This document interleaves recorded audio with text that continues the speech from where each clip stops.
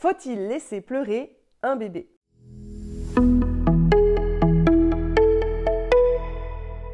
C'est une question que l'on se pose souvent lorsque l'on est jeune parent. On entend beaucoup dire, soit par notre famille, par des amis, laisse pleurer ton bébé, ça va lui faire les poumons.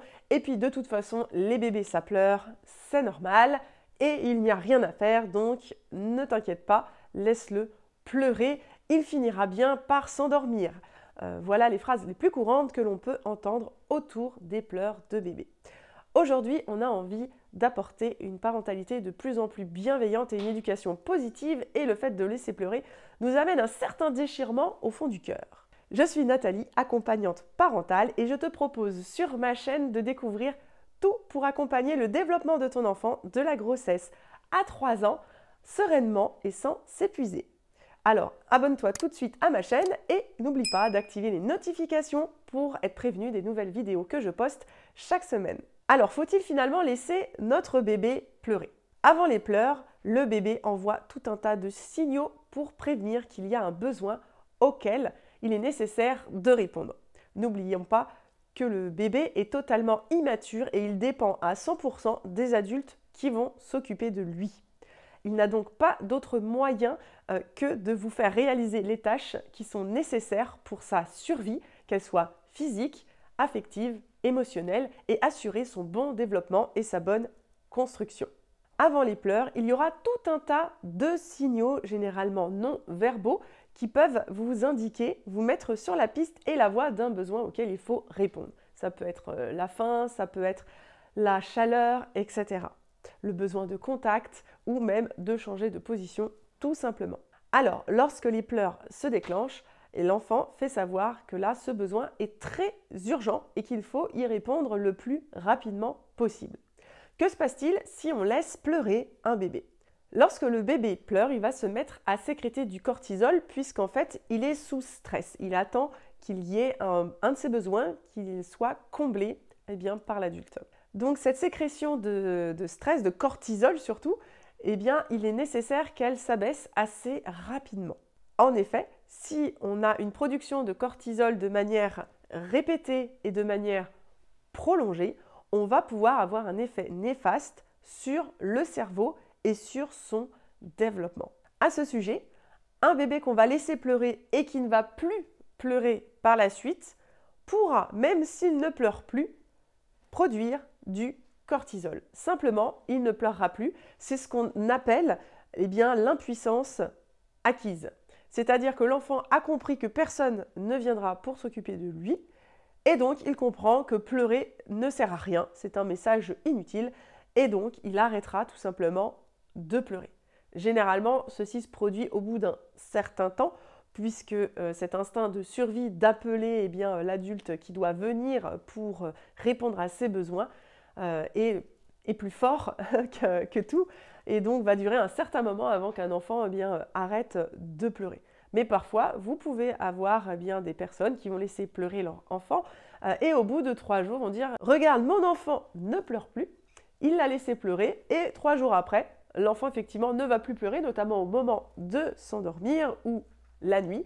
Mais ce n'est pas parce que l'enfant n'a pas besoin de l'adulte, c'est simplement qu'il a compris que personne viendrait pour répondre à ses besoins et donc il n'arrête de pleurer. Cependant, le cerveau, lui, est en stress et donc va quand même produire ce cortisol, ce qui veut dire que le cerveau de l'enfant est quand même exposé à ce cortisol. Répondre aux pleurs de son enfant permet donc de créer un attachement sécure avec lui, donc une relation sécurisante pour lui où il sait qu'en cas de besoin, l'adulte sera là pour répondre. Lors des premières explorations de l'enfant, lorsqu'il va commencer à se construire comme une personne à part entière, notamment au moment de la motricité, où il va prendre de l'autonomie, il aura beaucoup moins peur d'aller sans son parent, puisqu'il saura que s'il y a quelque chose qui arrive qui nécessite l'intervention de l'adulte, il sera là. Il n'y aura pas cette peur finalement de ne pas avoir l'adulte à ses côtés en cas de besoin. Enfin, par rapport aux pleurs, le but n'est pas de les empêcher, mais simplement d'y répondre ou de les accompagner. Donc le fait de vouloir à tout prix qu'un enfant arrête de pleurer n'est pas non plus la solution, puisque l'enfant est en train d'exprimer un besoin, donc il est nécessaire eh bien, de répondre à ce besoin, mais aussi d'écouter l'émotion qui peut être derrière ses pleurs et de ne pas chercher à tout prix à arrêter ses pleurs, puisque l'émotion a besoin de s'exprimer et l'enfant a besoin qu'on reconnaisse les émotions qu'il est en train de vivre. Et d'ailleurs, cela part souvent d'un bon sentiment de dire « tout va bien, arrête de pleurer ».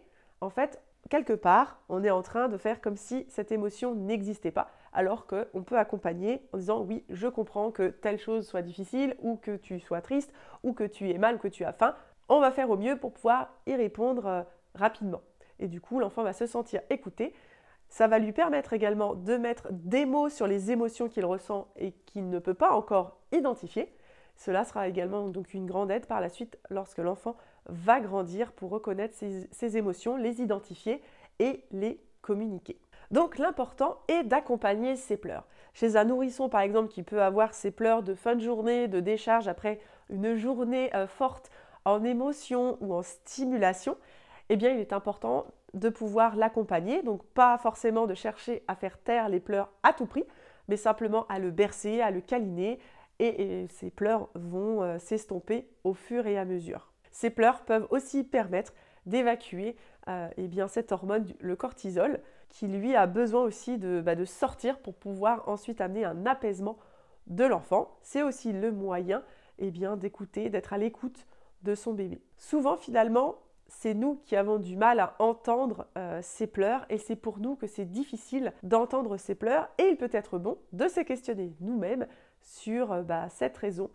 Est-ce que nous-mêmes on a été écoutés enfant lorsque l'on pleurait? Est-ce qu'on nous a demandé de nous taire? Est-ce qu'on nous a dit que c'était pas bien de pleurer par exemple? Et qu'aujourd'hui entendre les pleurs de notre propre enfant, ça génère de l'inconfort. Si les pleurs de ton enfant sont récurrents, que tu as du mal à y répondre et que cela provoque des difficultés également avec le sommeil, je te propose de te rendre en description de cette vidéo. Tu pourras recevoir mon guide offert sur un sommeil serein. Je t'invite également à poser tes questions sur le sujet en commentaire de cette vidéo et je te dis à la semaine prochaine pour une nouvelle vidéo.